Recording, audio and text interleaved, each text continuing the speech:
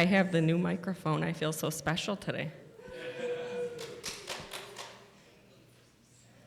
I want to give it a couple more minutes. Ooh, why do these lights feel extra bright too?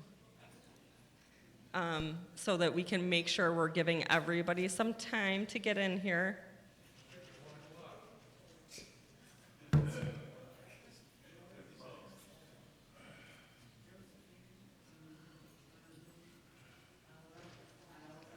I don't know how anybody does these lights regularly. I need my sunglasses. I know.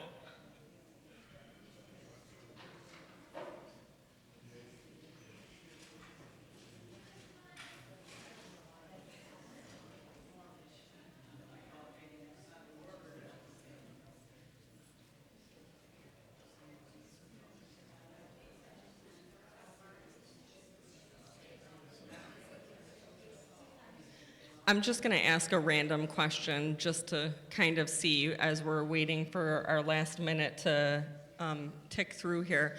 By show of hands, so that these gentlemen that I'm going to introduce you to also know, can you raise your hand if you live in the Bridgeside Place building?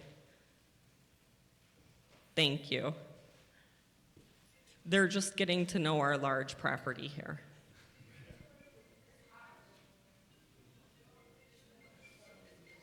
What's that? Yeah. So just a reminder, we are asking that we are the only ones that do the videotaping, that we will show it to you. We are asking this so that we can make sure that what we say is accurate, not the clip and the words that we're choosing to use in a space, in a time. So we will be broadcasting this on the CCTV. I'm sure you all have seen a lot of me these days on CCTV, and we'll make sure that we run this so that everybody gets the information. I'm gonna go ahead and get started since there's a lot of silence. I think we're ready, and people may wander in. So real quickly, in case you did miss the last episode that we taped on Tuesday, we did get our final results back finally, and I do want to let everybody know that we did also get information that the final results will never come back in 7 days. So we were given incorrect information on the first time. It will always take 10 to 14 days, and the gentlemen that are going to be speaking to you will be able to explain all of that. But I'll go back just a little bit further. So we initially had a water consultant that had been familiar with the campus for at least 5 or 6 years. He was working here with Henry Ford. He did testing. Nice guy. He's kind of a solo company. It's just him, I believe. And he had some good knowledge, but because of the size of the campus and my previous experience, I do kind of often go back to my SNF world, my skilled care training, which is get it done now, yesterday, last week. My feeling with him was just not that I felt very confident with all the answers that I was getting from him and the timeliness. So I did go back to my old job and get a recommendation and decided to work with a new company. So we did switch water consultant companies to a company who is going to explain a little bit more about themselves because I don't want to screw it up. But they do work nationwide, and they worked with the last company I worked with for an extended period of time on a number of properties. The owner himself of the last company recommended that we go with them. So I trust them, and that's why we made the change. We're already getting a lot more information now than we were getting before. So while we appreciate our last water consultant, we did move on, and I felt like it was a good move for all of us. So we are going to be able to give you more information now. And we'll be able to let them give you information. So that is the goal here today. I kind of am letting this stretch out as I see people coming in. We did get the final results back, and it did show that we do have Legionella levels in the water system. So obviously, we were happy that we already switched over and that we are already making a plan, because today, the IWC team is here treating the Bridgeside Place building water system. I'm not even gonna act like I know as much as these two guys, so I'm gonna, at this point in time, let them introduce themselves. I don't know if Brian or just Brian's gonna come up first.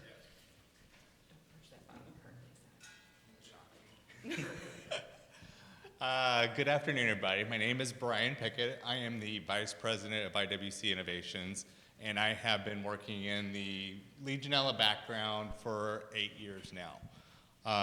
Lori had reached out to us when the first initial case was diagnosed here at the Alegria Village community and started a conversation with us, which is what led us to being here today. So, you know, even though it was on the backside of a case, you know, she reached out because she wasn't comfortable with the information that was being provided to them. So Bill and I are here today to basically help answer any questions and address any questions that you have, and just to give you some general knowledge background. And I'm really going to let Bill focus talking on this, because Bill has been in this industry for 40 years, 40 plus years actually. Bill actually has vast experience in dealing with Legionella and waterborne pathogens in general. Bill has worked as a consultant dealing with cooling towers, which could lead to the disease, and obviously there's some cooling towers here on the property. He'll kind of explain a little bit about that. Bill's also worked for a couple of laboratories that actually do the culturing of Legionella bacteria, so he's been in that industry as well. You may have heard of the ASHRAE 188. That is the first standard that was created for the United States in regards to dealing with Legionella and waterborne pathogens. Bill actually had the privilege, and still sits on that committee today, he helped to write those standards for the United States. It took him 10 years to do so. And so it started in 2005, and they did the first publication in 2015. So Bill he's got a lot of experience, a lot of good information behind him. So I'm really going to turn this over to him today. I will be in here for till about 1:30 approximately. If you guys are going past 1:30, Bill will be still here to answer questions, concerns for you guys. But he's going to take over for me for now and kind of just talk to you in general, and then answer any questions that you have, okay? Bill? Thank you, Brian. This is an important subject and talk and opportunity, and one that I always, that I very much relish. There are parts of this business that are not near as much, I want to say fun. My job is really to be here. Brian has given me permission to answer questions until there are no more questions. Wow. I just had lunch, so I was afraid I might, this looks kind of like an ice cream cone, but okay, let me do that. You have a really loud voice to cast out, so I'll kind of do that nature. But as Brian gave you my background, I want to say that I went to IWC Innovations. As he said, he's been dealing with it as a company just for about 8 years. And they were ready to make a big move in this industry because there is so much prevalence of legionellosis, which is the name of the disease that includes Legionnaire's disease, that's out, unfortunately, in our environment. And it's caused by a bacterium. The bacterium's name is Legionella. I could go into the whole history, but I'm sure in light of what's going on here with this investigation, case investigation as we call it, unfortunately in your community, you've probably done some Googling yourself. So we go back all the way to 1976 in Philadelphia at the Bellevue Stratford Hotel. We find out, wow, they had an outbreak there. Now at the time they didn't know what it was, but shortly they decided to go ahead and name it Legionella, or Legionnaire's disease, because it was American Legion Convention that was going on in Philadelphia in July of '76. And what I like here is I see a lot of people in my generation, that was the bicentennial of the U.S. And folks, back then in the mid-'70s, we're literally at war with the Soviets. It was called the Cold War.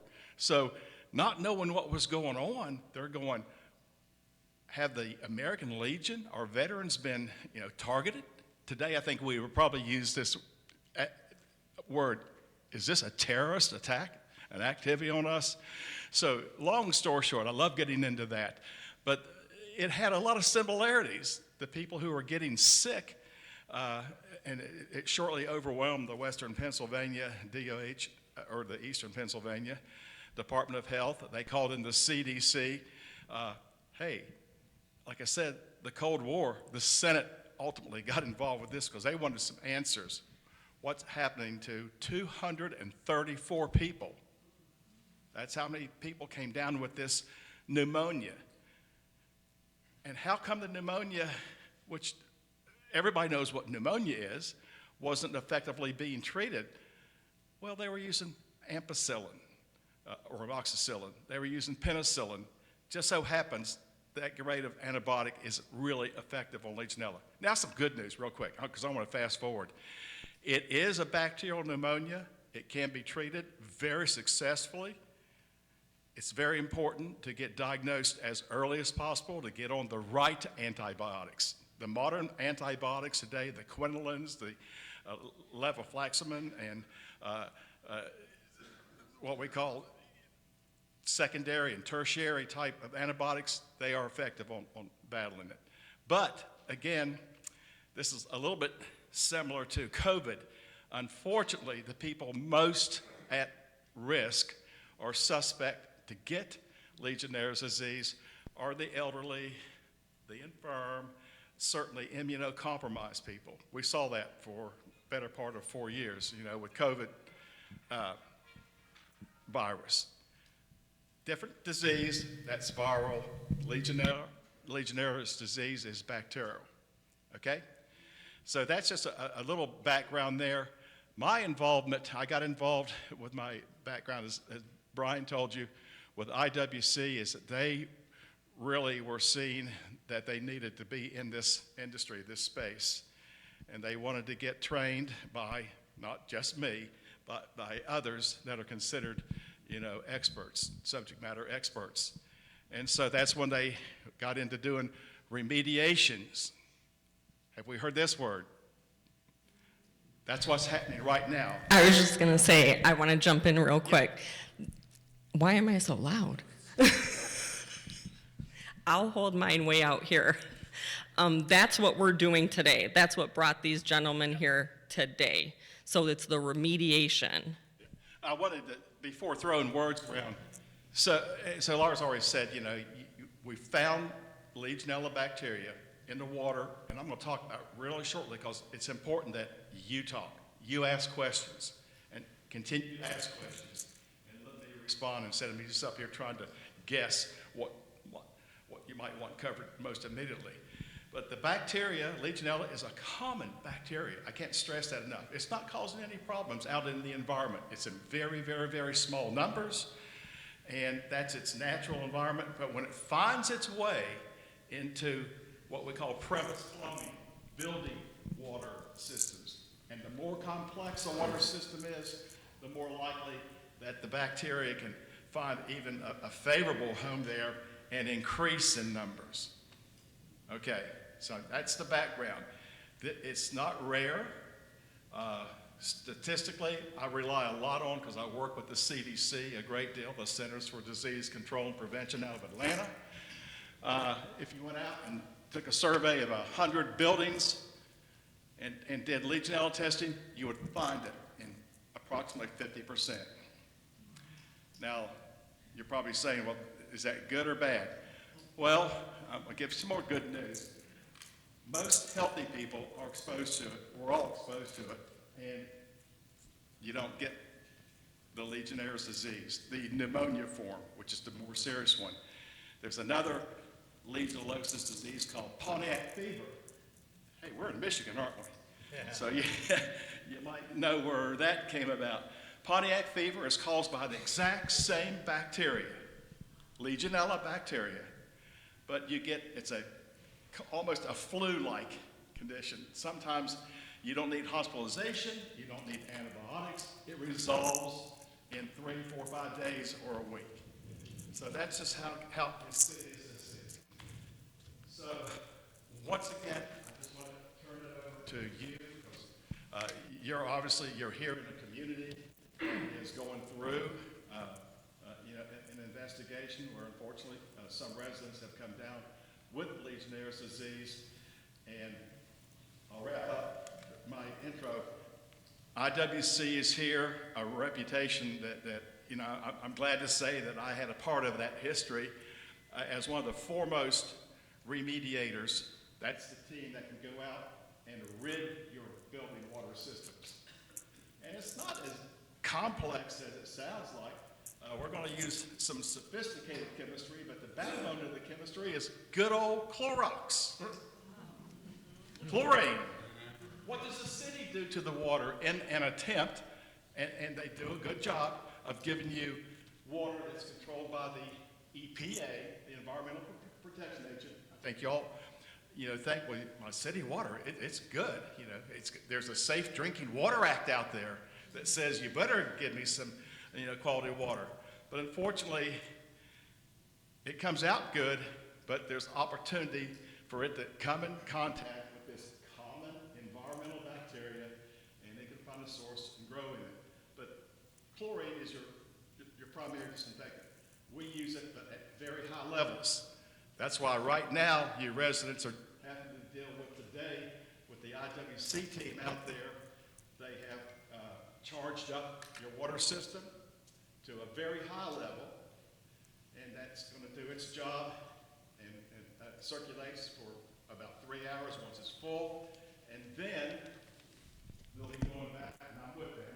I get the opportunity to go anytime I can with them, and they'll be flushing it out and getting the chlorine level from here back down to here, and then it's going to be remediated. So I just wanted to cut in before we ask some questions. So I want to explain once again what we're doing today. So today we have drained the hot water tanks. We're flushing the chlorine and another couple chemicals into the system. This is what they're here doing because we don't have the chemicals to do it. They're doing that. Then they're going to flush the system completely, and then we're going to fill the water back up. We won't say today that the water is safe yet. We have to retest for that still, and that testing will take place next week. And then we have to wait another 2 weeks to get the results. So this is a long process, and the process is actually much longer than that. But part of what they're also doing today is they're going to look at the entire system. That's one of the things that Brian's doing. He's crawling in every nook and cranny and space you can think of and asking every question that he can think of to try to attempt to part of a water management plan is how to keep your system safe. So we had a water management plan, but I sent it to Brian and his team, and they feel like there was maybe some ways we can improve this plan. This is, again, why we've made the switch. So we're trying to get the experts of the experts to be able to tell us any loopholes. They will even make recommendations if we need to make plumbing changes. Not every company out there that does the treatment is able to do that. I'm going to go ahead and take the microphone around. Yep. So I just wanted to explain to you guys, because I know that I've seen a lot of heads shaking with their questions about the testing process. Legionella bacteria in certain conditions is slow growing. And so water samples have to be pulled, and they have to be received to the laboratory within 24 to 48 hours after they've been pulled from your place. So typically, they'll pull them on like Monday. They will get overnighted to the laboratory. Typically, they are received within 24 hours. Now, what the lab has to do is they have to take that water and they have to filter it through some special filtration systems, okay?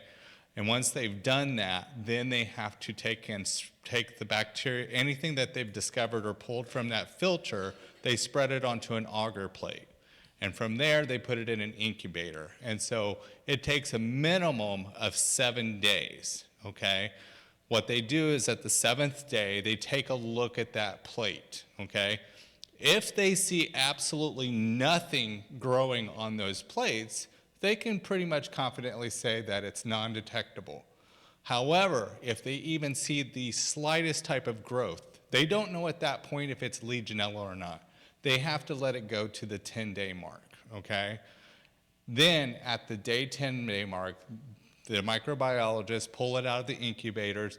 They look at it. If they see Legionella identified on the plates, now they have to go through and count how many pieces of Legionella bacteria are on that plate. Then they have to identify what type of Legionella is it, because there is over 60 different species of Legionella bacteria, okay? We're mainly concerned with Legionella pneumophila. And of the Pneumophila family, there's 15 different serotypes. But Legionella pneumophila serogroup type 1 is responsible for over 90% of all cases diagnosed in the United States. And I will say that Legionnaire's disease goes underdiagnosed each and every year according to the CDC.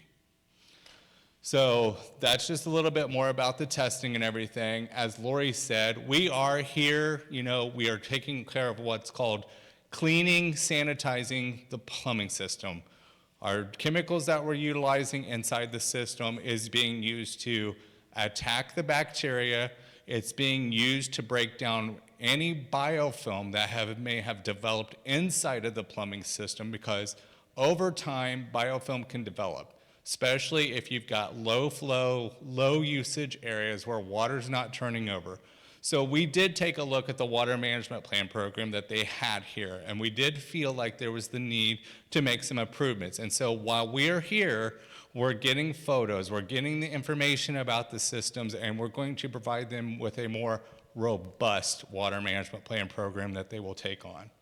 So with that being said, we're going to go ahead and open it up for questions, and Lori is going to come around to each person, okay? Okay, I'm going to start on the left side here. So I understand you are not testing the other buildings at this time? We haven't got to that stage yet. Okay, We're focused on Bridgeside Place because that's where the focus right. started with everybody else. But is the plan to test the other buildings? So we're going to work with the health department on that. We did do, I'm sorry. I forgot that I have to hold this all the time. I'm so sorry.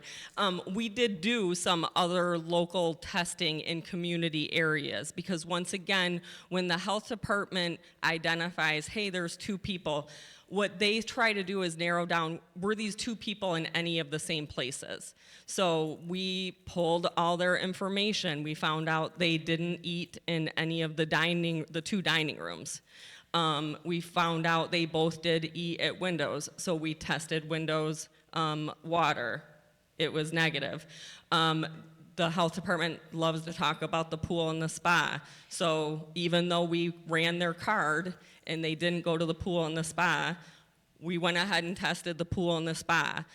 We tested the showers in there. All of that was negative. So what we're trying to do, based on the health department and the guidelines that they give, is to focus on just that before you just try to look at everything all at once, because then you can maybe identify if, let's just say it was in the pool and spa, then, and they, some of everybody can follow you in. So if you didn't swipe in, that doesn't mean you weren't necessarily in there. So we tried to focus on just that. So we are discussing a widespread, obviously their recommendation and the health department's recommendation is very important. We are discussing that. we do test the entire property annually. And we're looking at what part of the remediation would be to look forward at the other ones, because we did test annually in December with no concerns, even in Bridgeside Place.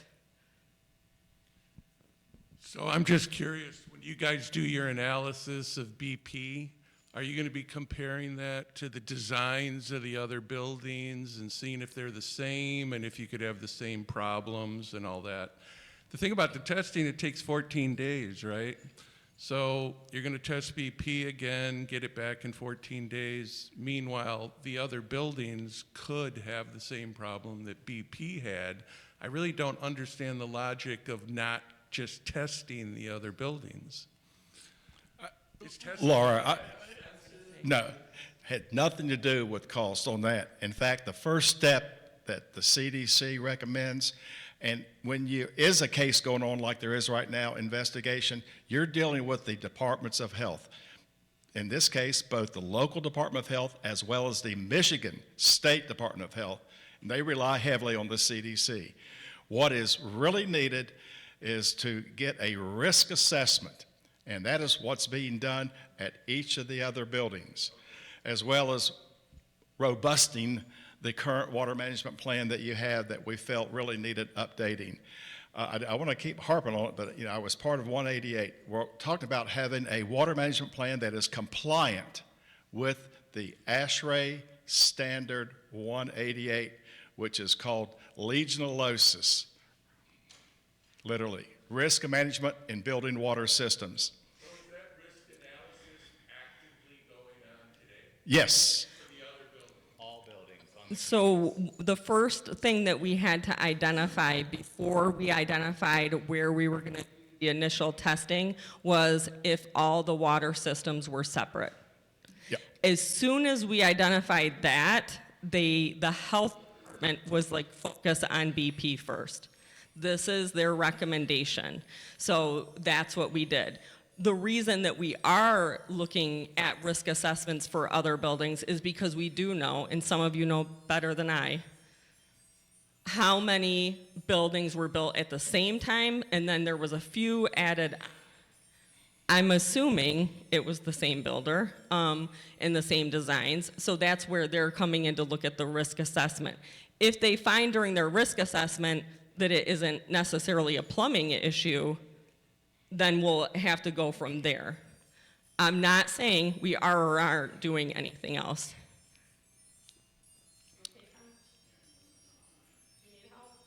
Okay.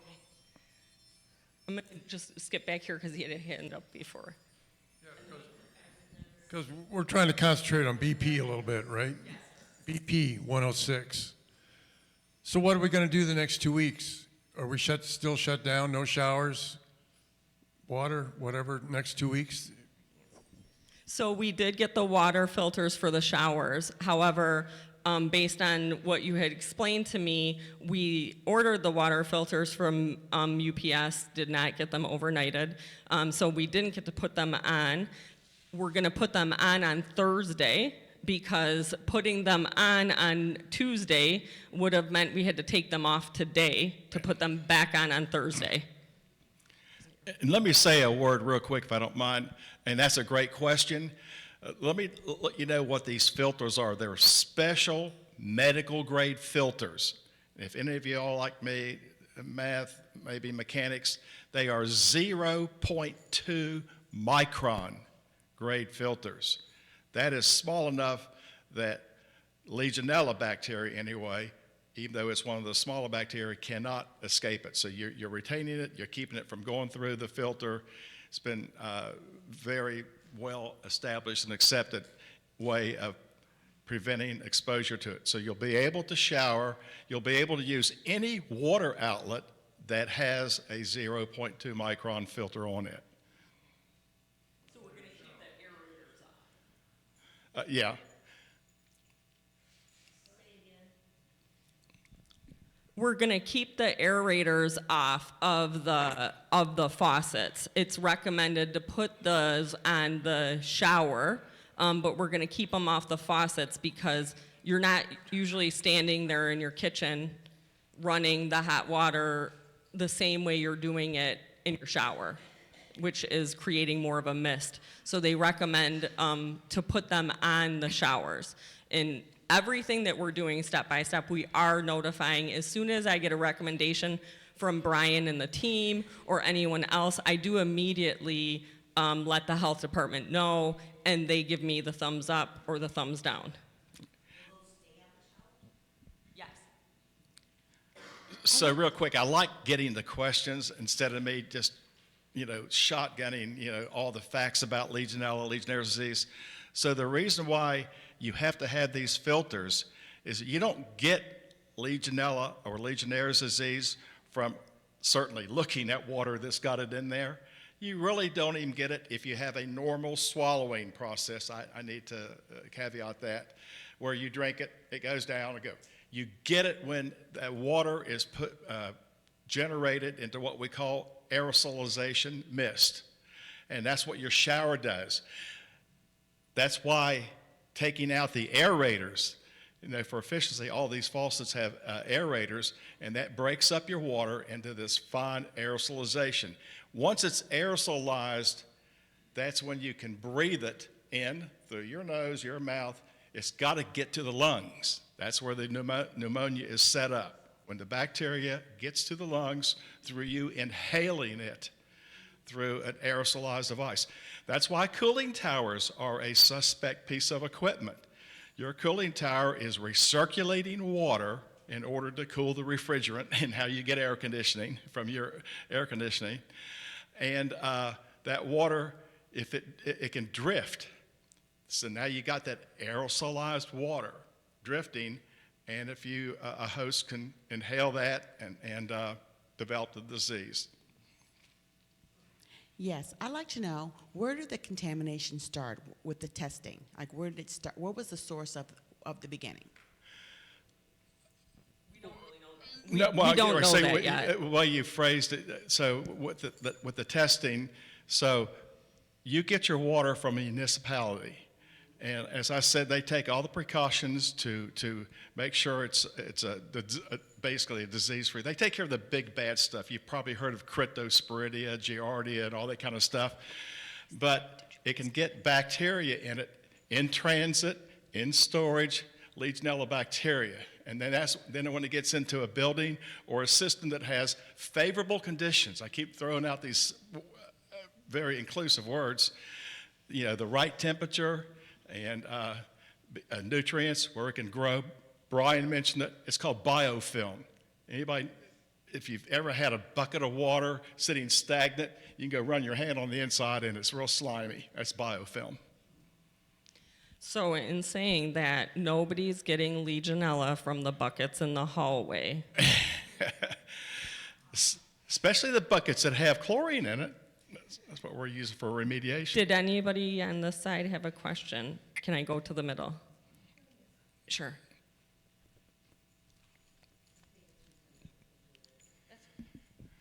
Is there any advantage to wearing a mask when you're taking a shower? Other than it being a little awkward, it's an advantage if you're around a cooling tower where there's drift to have a simple, literally the same mask that were used during COVID, an N95 mask, because what it's going to do, it's going to trap, that fine mist is going to dry. Legionella is not going to live once it's evaporated or that mist dries. But it's a kind of a cool question. I don't think I've seen anybody in a shower because with a mask on, it's going to get all wet. You're probably going to be taking it off and then subject to the exposure of the shower itself. Best thing with a shower that the medical community has to offer is when you know you've got Legionella in it and it poses a potential exposure risk, is to have a filter on it. The filters that we got, we couldn't just buy. I can't go to Walmart Yep. and buy this. So we had to order them. IWC actually ordered them for us. So that's why if you watch Chipcast, I said, don't go on Amazon and think you're getting the same filter. It's not the same filter. You might get the rip-off, knockoff filter. That's why we were focused on making sure that we got this filter. This is what the CDC recommends. The CDC is not going to put something out there that they haven't tested before. Yeah, Laura, that's a good point because we use the word filter. We all know, I mean, if you have even ice machines or if you have a cooler, you have filters on them, but they're carbon filters. They're for a whole different purpose. The Legionella preventing or trapping filters have to be NSF approved, medical grade, and that very small pore size, 0.2 micron. Okay, does industrial fans drying the water on the floors, does it make a mist? An industrial fan. So if you have a Oh, leak, no, that's not aerosol. In fact, you want it dried. That's not aerosolization. And there are some humidification systems when you're creating aerosols and mist that could be, potential sources depending on what the water source is. How many people use CPAP machines, BiPAP machines, or even always don't use tap water for them? Distilled water, the manufacturer says that, use distilled water, or in the medical community we call that sterile water, and that's just what it means. You're not then taking in, breathing any bacteria. Lexi, I'd like to know why the water was turned off at 10 o'clock until after 6 on Monday in Birdside Place. per the text I got, there was multiple leaks that happened in Bridgeside Place, so they had to turn off water. I don't know why yet. I haven't focused on that. I've been kind of wrapped up with this. We didn't get notice that there was going to be the leaks. They were trying to work on the pipes and on anything that may be needed for the IWC to get here on Wednesday to do what they needed to do. There was an enormous checklist from IWC for Britt and his team to work on to get done in every area, whether it be mechanical rooms, the hot water, where the hot water tanks are, individual apartments, non-occupied apartments. They were knocking off that checklist. I did remind Britt when he texted me at night that there was multiple leaks. We need to figure out what happened. Was it human error? Did somebody rush the job that they were doing and not pay attention? We need to find out, not because I'm trying to point my finger and punish anybody. I don't think anybody did it on purpose, but just so that we don't ever make those mistakes again. But we had to work on, everything has pretty much stopped building services wise to work on this in preparation. If they didn't do that, we wouldn't be doing this today, which would prolong this whole event. So that's why we had to stop and do that. What exactly happened? I'm not sure. Britt may know by now. We had a hard time crossing past about anything other than Legionella. I'm gonna go back this way. I'll come back around this way.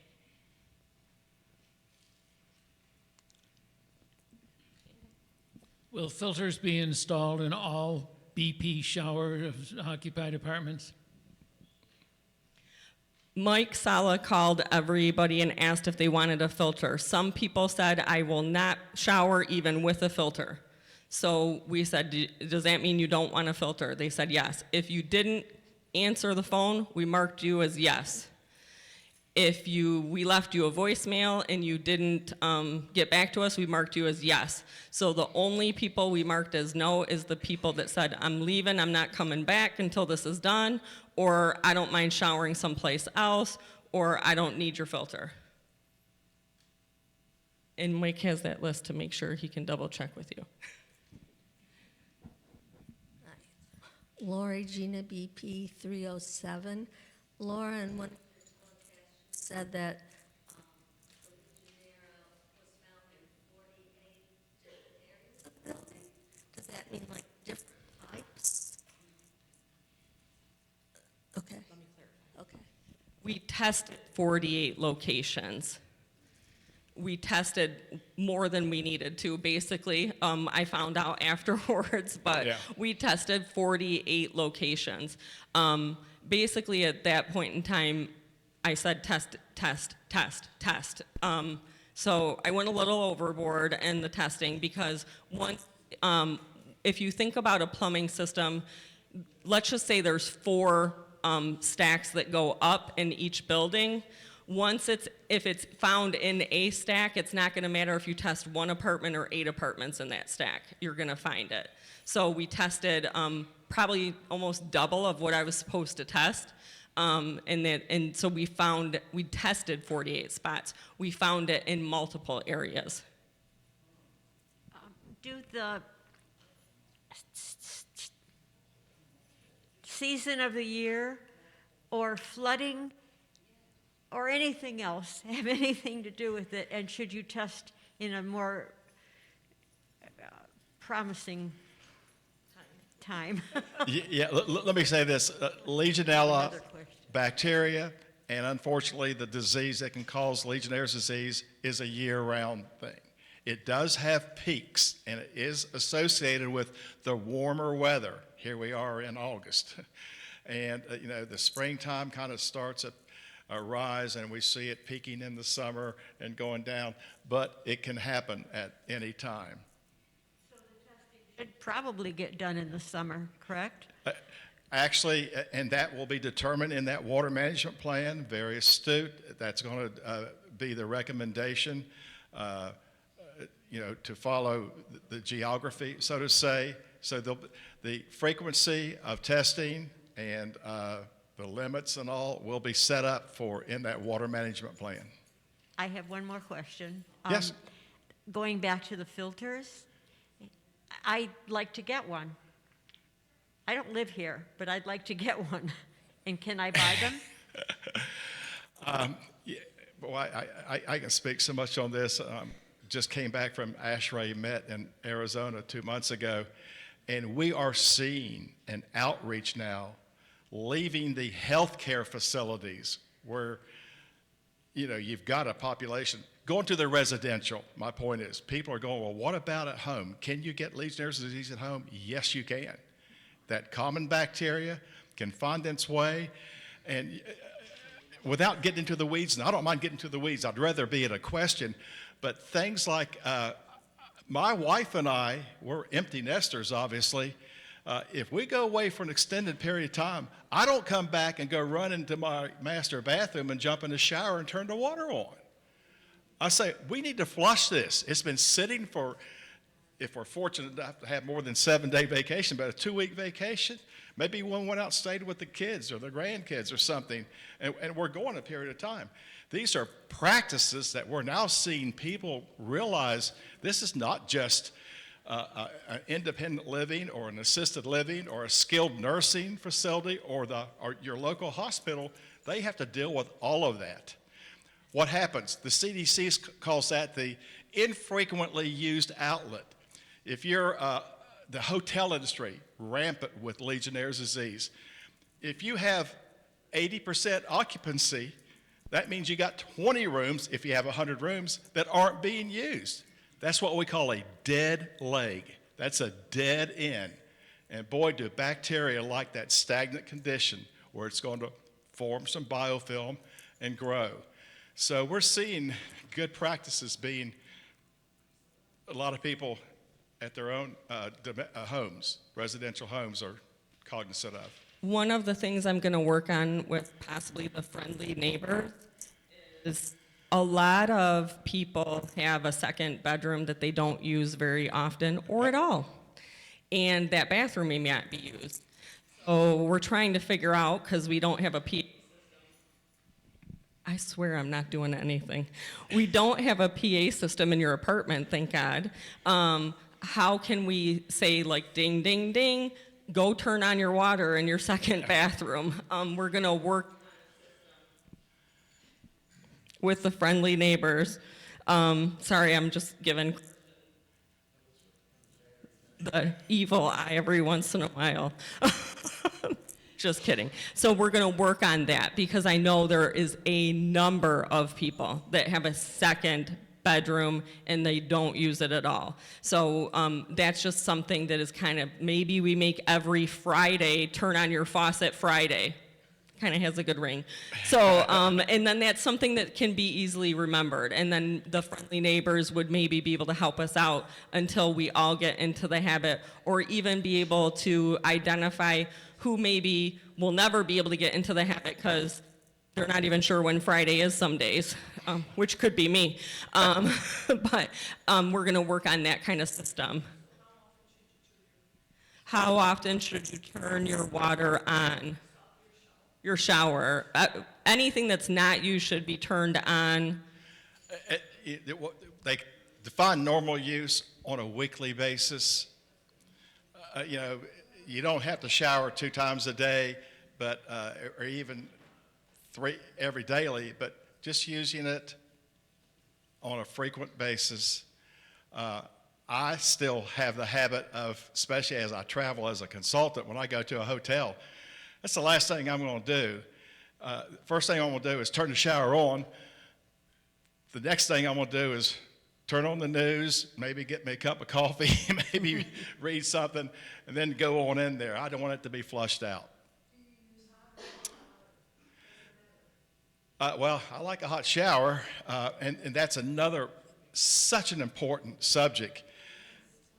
Legionella bacteria are pretty heat tolerant. And what happens in a lot of communities, people our age, healthcare communities, you worry about scalding.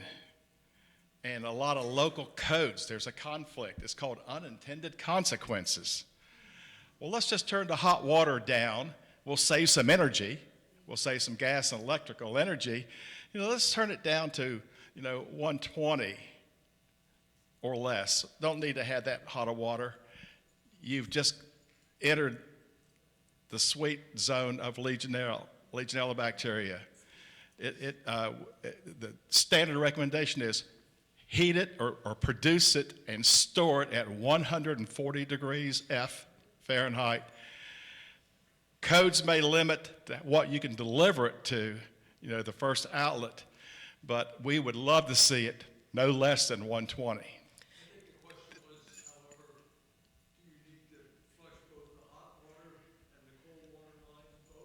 Yeah, well, it comes in cold water. That again, let's go back. I think where do you get it from? Your municipal water comes in small numbers, maybe undetectable numbers. There is a limit of detection. And then when it finds favorable conditions, this hot water that's really not hot enough to kill Legionella, then it goes, oh man, I can start multiplying. And so, So you should be flushing both the hot and cold. Yeah, and I didn't really answer it. All water management plans have a flushing protocol. We call it, in fact, there's a term for it now. It really got amplified during COVID when we were all sheltered in place and places were shut down. It's called water age. Don't let your water age. It's intended to come into a building with disinfectant from the city, but it's also intended to go right on out of that building as the disinfectant goes away. If you extend the age of that water's residence in the building, first thing you're doing is you're losing disinfectant. So get the old out, get fresh in with disinfectant. So yeah, you don't discriminate really, hot or cold, you're going to flush both systems. So I just want to clarify what he was saying. So when we talked about flush your faucet Friday, it's hot and cold. It should be for 10 minutes. Now, please do not turn it on full blast and walk away and forget, because that's happened a number of times and we've had floods. Yeah. This is why we're a little fearful of flush your faucet Friday. Yeah. Your neighbors don't want it in their apartment. So please, if you're gonna flush your faucet, make sure that the drain is open and make sure that you're paying attention. If something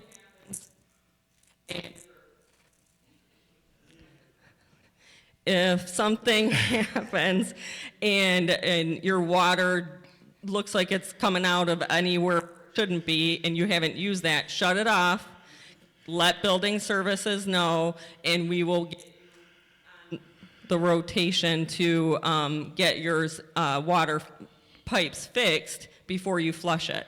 I want to go back real quick to the hot water tanks. I had this conversation with Danielle and Brian, and you, I don't think we're on there. So our hot water tanks are at 140. Yes, they are. And Michigan actually has a higher level than a lot of states. So our first point of service is actually 125. And that's amazing. Great. And they were ecstatic to see that and a little scared. Hi. I mentioned that the cooling towers are always suspected. Will you be checking the cooling towers in this facility? Absolutely. I Okay. can't stress that enough. I dealt with the first part of my career, which was about 15 years after 1976, when Legionella, and it was long thought, it's now a myth, it was long thought that cooling towers were the source, the major reservoir. Does anybody remember I made mention of the ASHRAE Standard 188 that came out in 2015? Brian, that it took 10 years. I was on that committee 10 years from 05 to 015. The outbreak that occurred in New York, South Bronx, in 2015 was a cooling tower on top of the Opry House Hotel. When it was all dead, said and done, 20 people died and 120 came down with pneumonia. And Legionnaire's disease can be a pretty nasty pneumonia. That's because that cooling tower is subject to a lot more exposure. In New York City, in a span of 6 weeks, you have several 100,000 people going by it. Good thing it's not just automatic that you breathe it in. Healthy people, people who, however you want to call it, just can fight off. Their body can fight off, and they're not susceptible, are the rule rather than exception. Okay, thank you. My next question would be for Laura and Mike. We have a lot of empty apartments here. Are these apartments getting flushed once a week, or is that something now that will happen? I can't answer to what happened prior to Britt and I being here with boots on the ground. It does not appear that everyone was being flushed because there were some that we know the pipes weren't probably hooked up. But we've been talking diligently about how we can get that done, and it will be an all-hands-on-deck project. We have been flushing the apartments based on our old water program, which I don't remember that number because the old water program has gone out of my head now that I've got IWC and all the information they've been giving me.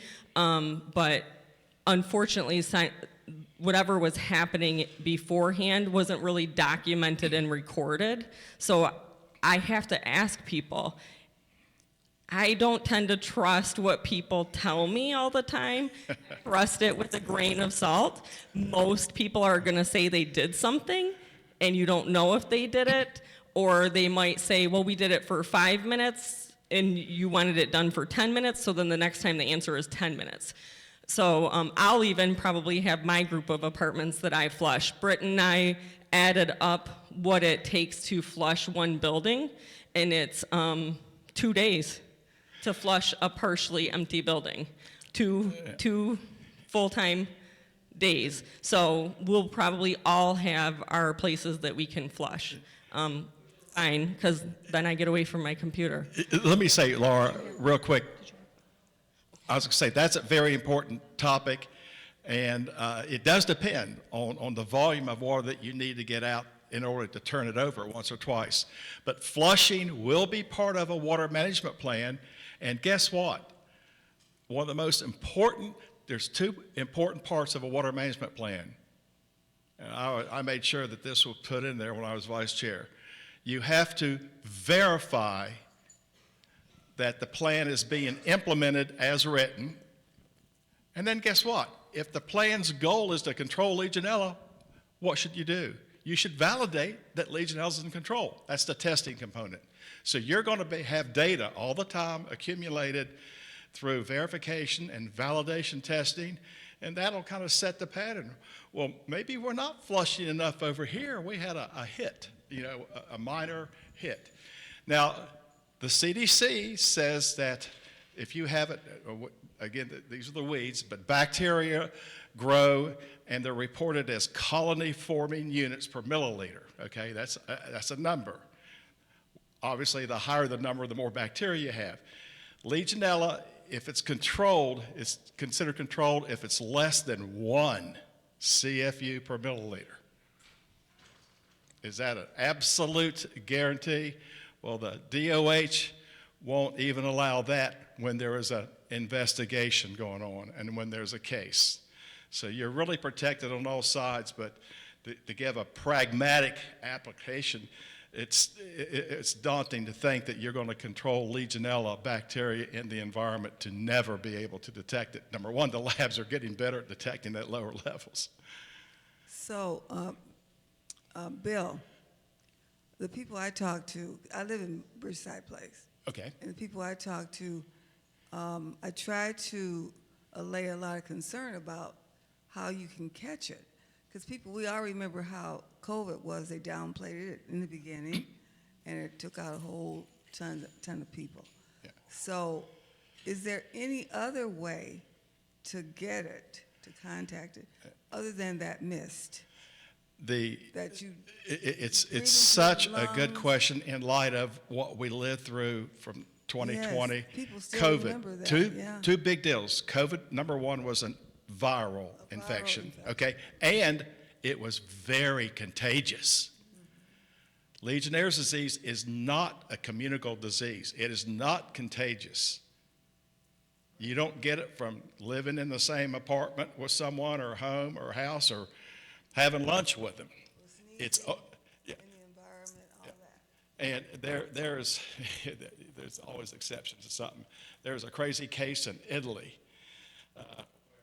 It's considered a probable case where it was transmitted from a mother whose son, 50-year-old son, had Legionnaire's disease, and she literally was in such close proximity, small apartment and everything else, she came down with Legionnaire's disease. That's the only case that I've even heard of, and they still call it probable. Yeah, but it is not communicable. It's not contagious. So the cruise ship, all I remember is the cruise ship got it. So Oh. how was it through the air conditioning, or what was that? I can't remember exactly. It could be through their potable water system, and they do extensive work on them. How do you like this for a job? I had to get on the Carnival cruise line and go on a week cruise to evaluate their water management plan. And it was to Havana, and I'd never been to Havana. But no, a cruise ship is a city.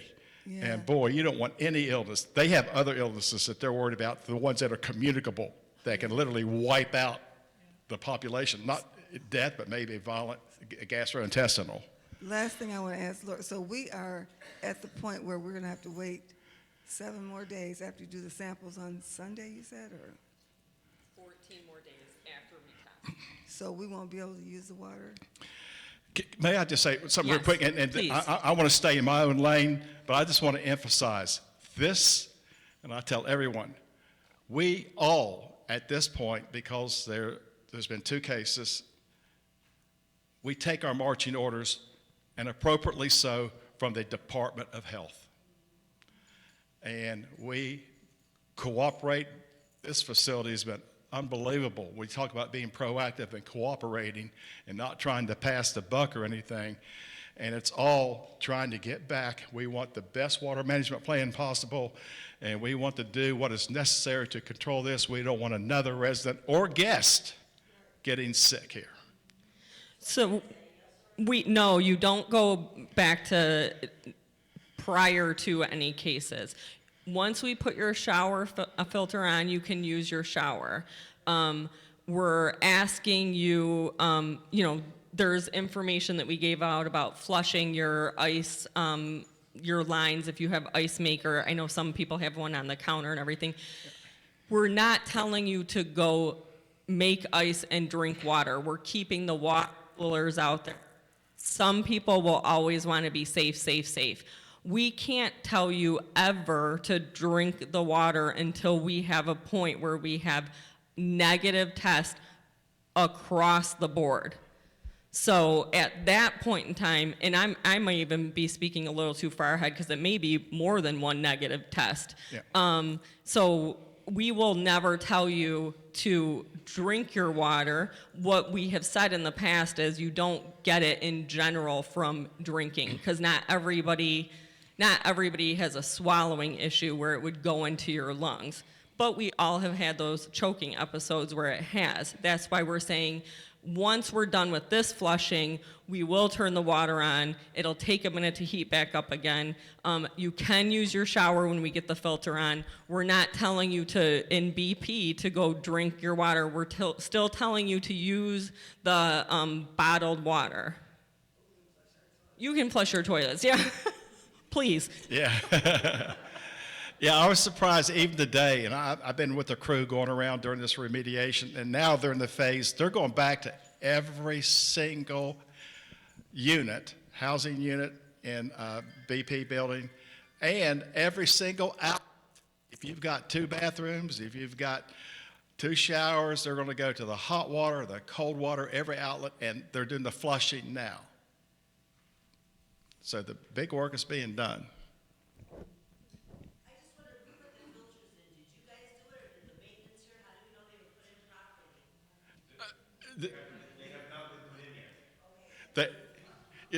They got them, like they said, on Tuesday, and we advised, well, look, we're coming there tomorrow and going to be putting chlorine, which will destroy those filters.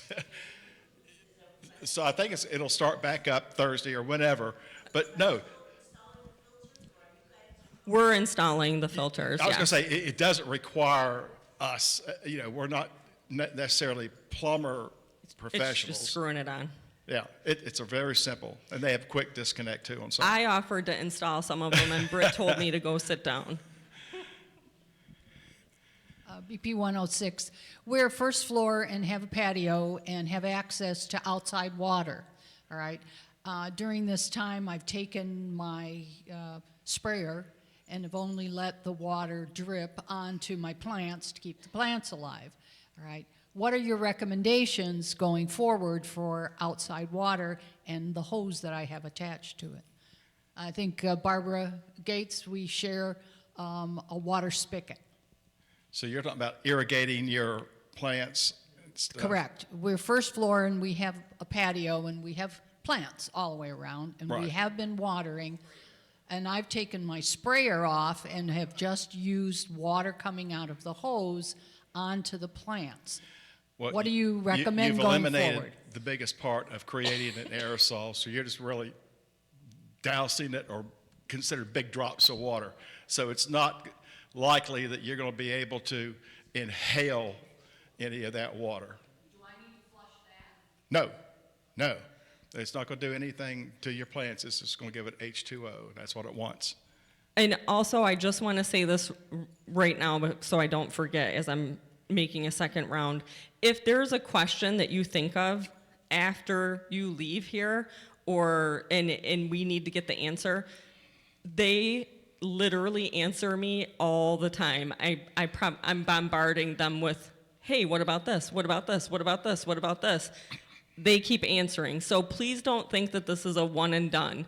And I'm never going to give you an answer that I didn't verify. I may have already asked them and we just forgot to mention something, but if you ask me something and I don't know the answer, we're gonna ask them the answer. So you can always send your questions to Mike. Everybody now has Mike's email and phone number. Mike gets everything that I get. I basically have to download my brain into him on a daily basis, and then he writes down anything also. And it's not that I don't want to talk and hear from you, but I'm talking to the health department, I'm talking to the doctor at the health department, and I'm talking to everybody at IWC. I got to talk to Lexi, I got to talk to Mike. I'm talking. Quick, how did we find out where the leaks were, if our apartment was affected or not? The leaks? On Monday? Oh, you would have known, because I heard there was water everywhere. You might want to go check it. Yes. I just know there was like 6 leaks, and I don't know how many apartments. Did you have a question? Did I just make that up? Okay. Yeah. I wanted to know, do the empty apartments' water systems be flushed out also? Are you talking today or regularly? So today, definitely. That's why you guys brought at least 6 or 7 people. Yeah, we have 7. And we have everybody here today too. And everything has to be flushed to make sure. And when we were over there talking about the water management program, and I said I couldn't tell you what was happening before Britt and I really got a stable ground on things, I don't know if it was being done. We were flushing based on our previous water management program once Britt and I got here. I don't remember off the top of my head what that was, but it was the water program that Henry Ford had in place. So we were using that one. However, that's the one that they're going to update. Yeah. And nothing against flushing it. will be a part. Flushing of unoccupied units will definitely be a part. I can't overemphasize that. The CDC has told us, if you Google them, you're going to see an acronym that you can all remember, STAR, S-T-A-R. Sediment is what S stands for. You got to flush out the sediment in your water system so they don't supply nutrients to grow bacteria. T, temperature. We talked how important it is to make sure we're not in the growing range of Legionella. Let's be hot enough to kill it when we're up around 120, 125. Remember the A, S-T-A, age.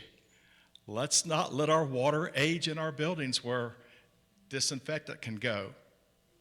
S-T-A-R, that's residual chlorine, residual disinfectant.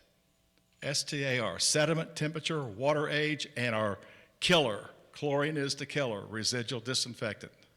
So one thing with the remediation plan that we haven't mentioned yet, and sometimes why we're not 100% sure yet, is the health department, and you may have actually made this form, sent us something called a LEAF form. Acronym City. Anybody know what LEAF is? Legionella Environmental Assessment Form. And that's what we're doing right now. That form is the first form that gets filled out for the water management plan. And while the water management plans will be similar in nature, one will be different at a building that has a cooling tower near it versus one that doesn't. So they are what we call proprietary, specific, but Yes, so they sent us this form, lovely form, 24 pages with questions all the way to what year was your building built. So Britt and I were scouring blueprints and brains and trying to figure out some of these answers. Some of the things we couldn't figure out without the knowledge. So one of the things that the team, IWC team, is doing here today is helping us complete that form. Yep. That form is shared with the health department, and it's what helps them build the water management program. But normally, people will just fill out that form, send it to the health department, or send it to whoever, and that person helps with their water management program.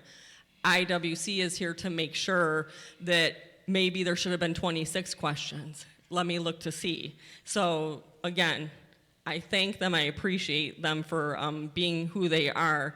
And I know for myself, it's made me be able to breathe a lot easier knowing that they're here to help us. They literally do this all. I think Danielle said, I don't even know how many cases you have right now. someone asked earlier, it is the season here in the summer in August. We've got remediations. We've got teams doing them every day of the week from California to. Anybody see the paper in New York?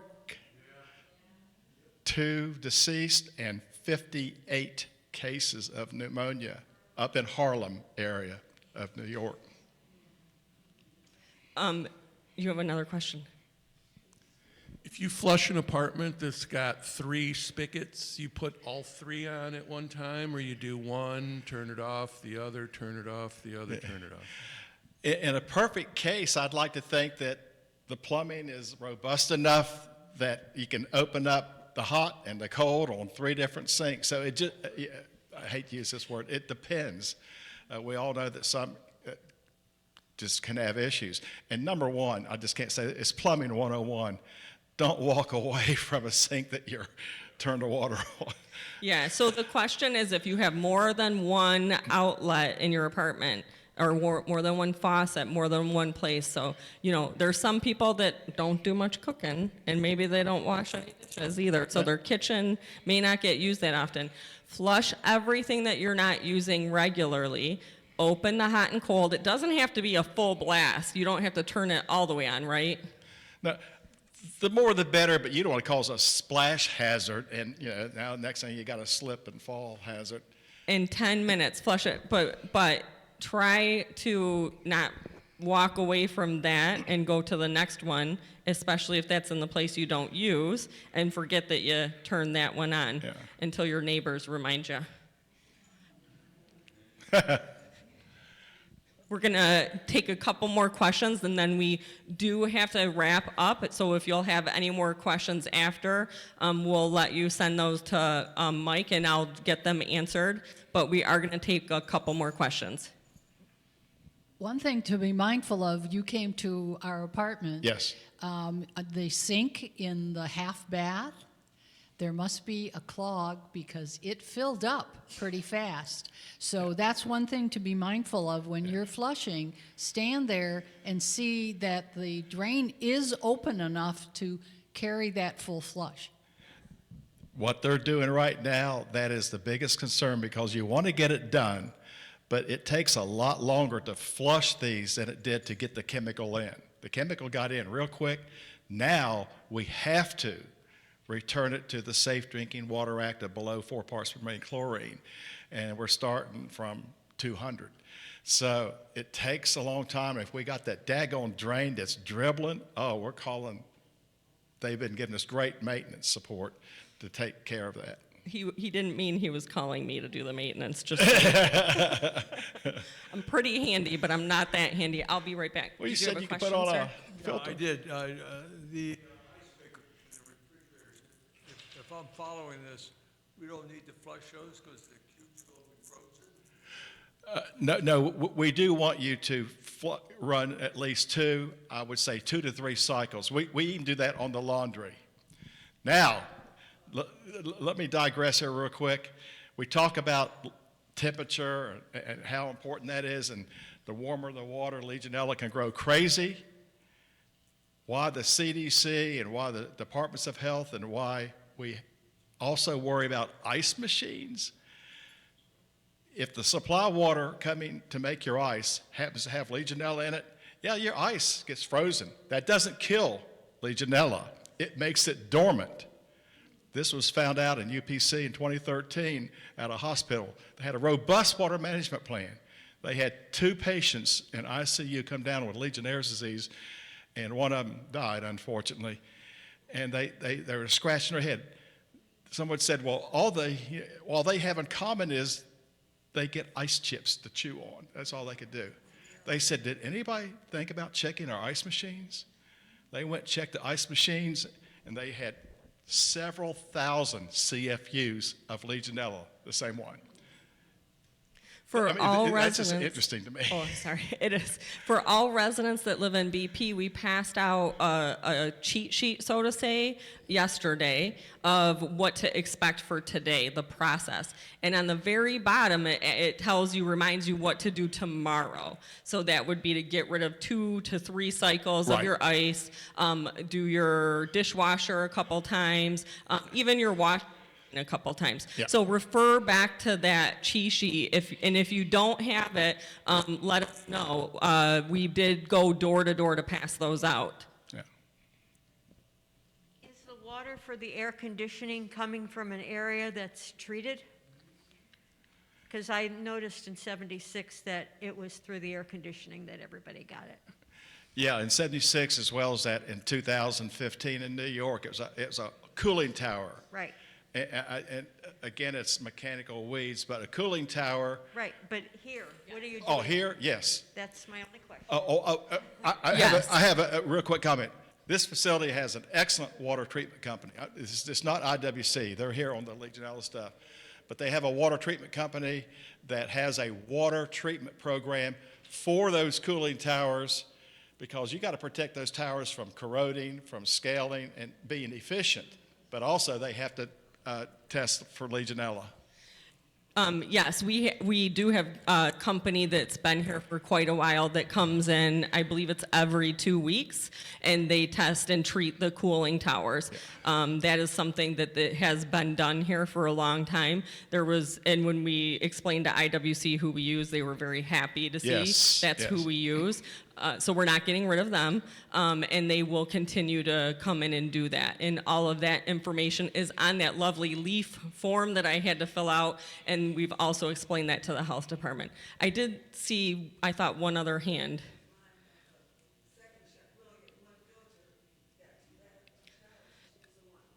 Yes. Yes, we tried to be a little tiny frugal, a little bit, and ask you to use the same shower if you live in an apartment together. But that doesn't mean don't maybe flush the other one. Yeah, still flush it. So one of the things that IWC is doing today when they come through is they're kind of making sure. So I don't know the part to this. I didn't ask in detail. They're not going to stand there in every apartment at the end to make sure that everything is flushed. Yes, they are. Okay. We have to assure that the chlorine level, which is what we used to remediate, is below 4 parts per million. That is an EPA, Environmental Protection Agency regulation tied to the Safe Drinking Water Act. Yes, we will be there. That's one that you'll hear me. I'm a big stickler on that. If we can't get into a room, we've got to. That plumbing has our remediation water. It's got 200 parts chlorine. We have to get rid of it. So they're going to be here with me as long as it takes for the water to be fully chlorinated and fully dechlorinated, so to say. Flushed. And then that's when we refill the hot water tanks, which I've been told only takes a couple hours. But again, then it's got to heat up. So that's why we said don't expect hot water until well after your bedtime, my bedtime, and probably just tomorrow morning. They're pretty quick recovery, the heat. Really? If we don't have trouble, if we're done flushing by 5 or 6, and they should have hot water by 6, 7 or 8. And Shannon's our famous one call, the robocall, however you want to call it. She's gonna put out a notice when we're finished to the BP apartment that we finished the process. We are filling the hot water tanks. She'll probably put out another one depending on what time it is. I know that when she sent the one last night, she was worried she was gonna wake some people up and make them angry. I said, send it out, I'll deal with that tomorrow. So she's gonna send another one out. So we're gonna try to send them out in bits of information. We found if we send out too long of a message, the message gets lost. So we're trying to send it out in short spurts. But that's also why we printed that kind of guide that IWC helped put together on how the day's gonna go. So I don't want to cut anybody off, but we do have a call that we have to get on with the health department just because they're constantly in contact with me about what's going on. I appreciate all of you for showing up. I appreciate all of you that are participating in all of this with us. I wish we never had to do it, but we're here together in it. And thank you again, Bill, for coming. And to reiterate, Laura, questions invariably come up later after the fact. Send them to her, and she is more than welcome to send them to us. If we can't answer them immediately, we can answer them shortly thereafter because we have resources for all of this. Bill, what's your last name? Pearson. Pearson. P-E-A-R-S-O-N. I usually spell it because everybody wants to spell it P-I-E-R-S-O-N. Okay. So P-E-A-R-S-O-N. Okay, Google it. Everybody does. I will Google